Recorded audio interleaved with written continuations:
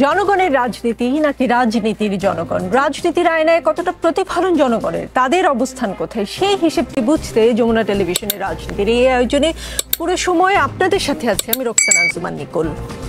Barrister রুমিন Farhana, NCP সদস্য সচিব আক্তার হোসেন বলেছেন, অন্তর্বর্তী সরকার যদি সব রাজনৈতিক দলের সাথে আলোচনা না করে নির্বাচনের সুনির্দিষ্ট তারিখ ঘোষণা করে তাহলে সেটি গ্রহণযোগ্য হবে না।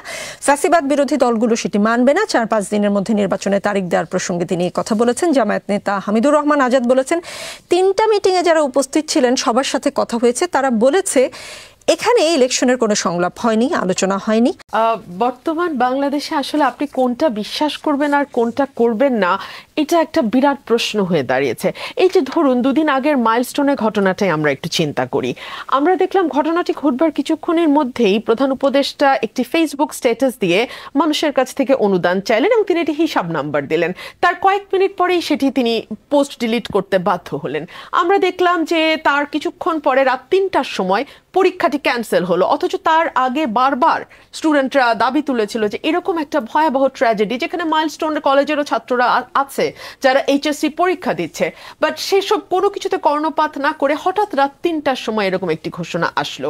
এবং এই সরকারটিকে আমার গভীর রাতপ্রিয় মনে হয়। কেন মনে হয় নিকোল? আপনার নিশ্চয়ই মনে থাকবে এই সরকারের সবচেয়ে ব্যর্থ উপদেষ্টা, আমাদের স্বরাষ্ট্র উপদেষ্টা, তিনি কিন্তু সংবাদ সম্মেলন করেছিলেন ঠিক রাত 3টার দিকে।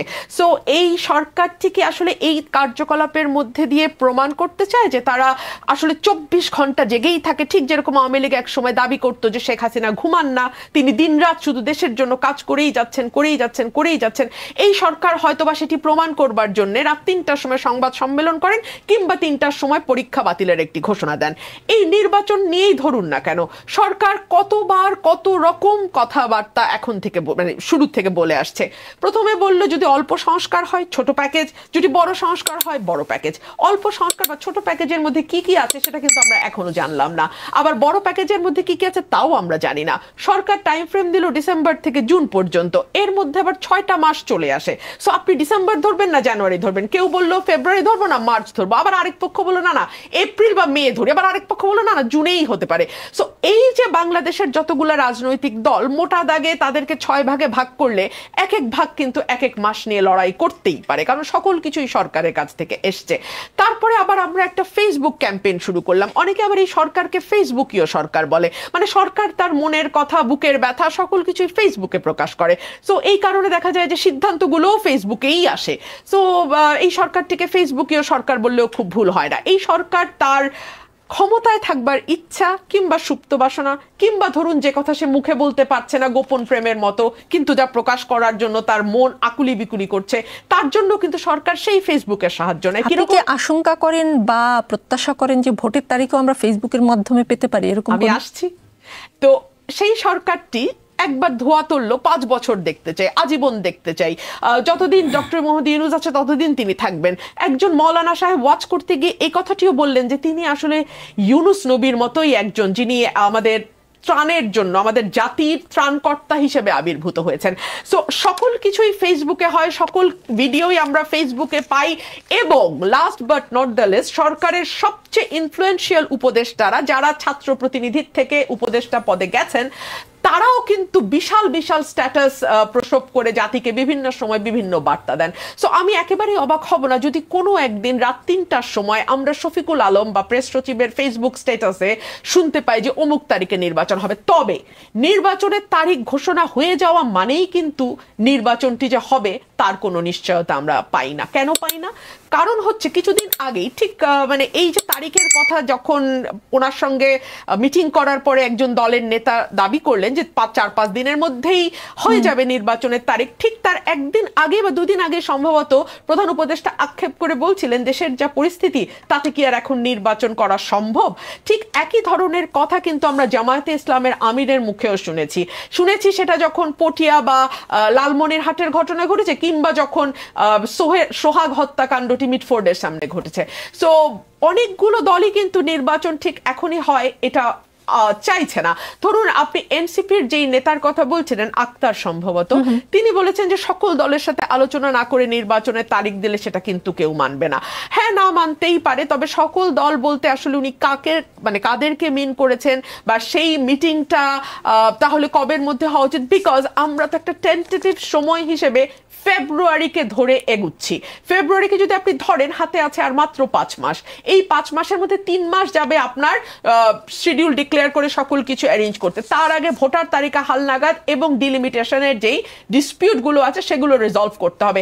আমি প্রশ্ন করি, এই ইলেকশনের তারিখটা তো আসলে ইসির কাছ থেকে আসা উচিত। সুতরাং 4 দিন পরে না 5 দিন পরে নির্বাচনের তারিখ ঘোষিত হবে, এই কথাটা একমাত্র ইলেকশন কমিশনার ছাড়া আর কেউ কি দিতে পারে কিনা, এই প্রশ্ন আমি আপনার মাধ্যমে রেখে যাচ্ছি।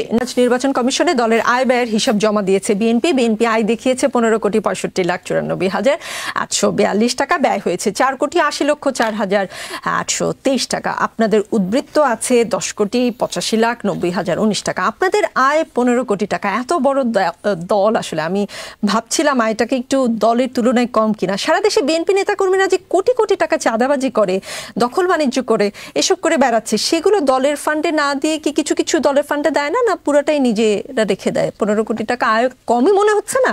আমি যদি আপনার প্রশ্নকে সত্য বলেও ধরে নেই, মানে আপনার যে উদ্ধৃতিটা যে বিএনপির নেতাকর্মীরা হাজার হাজার কোটি টাকা চাঁদাবাজি করছে, লক্ষ লক্ষ টাকা চাঁদাবাজি করছে, এটা যদি আমি তর্কের খাতিরে সত্য, আমি হাজার হাজার কোটি বলিনি, কোটি কোটি। আচ্ছা, কোটি কোটি টাকা, ঠিক আছে ঠিক আছে, আসলটা সে বলছে, সত্য না, আপনি হয়তো কম বলছেন। আচ্ছা, সেটা যদি সত্য আমি ধরে নেই, আমি আপনাকে বলি এত বছর 15-17 বছর ক্ষমতার বাইরে ছিল, এবং যেটা মঞ্জু ভাই নিজেও স্বীকার করলেন যে এতদিন তো আমরা বিএনপির বিরুদ্ধে এগুলো কোনো অভিযোগ শুনি নাই, কিন্তু দলটা তো এত বড়ই ছিল, তাই না? তো তখনও তো দলটা চলেছে, তাই না? দলটা আসলে চলে দলের কর্মীদের দেয়া টাকায়। দলের কর্মীরা প্রত্যেকে নির্ধারিত চাঁদার পরিমাণ থাকে, কে কত টাকা তার পদ অনুযায়ী, স্ট্যান্ডিং কমিটির একরকম, কেন্দ্রীয় কমিটির একরকম, তো তারা তাদের পদ অনুযায়ী টাকা দিতে বাধ্য, এবং এই টাকাটা তারা দেয়, এবং স্ট্যান্ডিং কমিটির যারা তারা কিন্তু প্রতি মাসে টাকা দেন।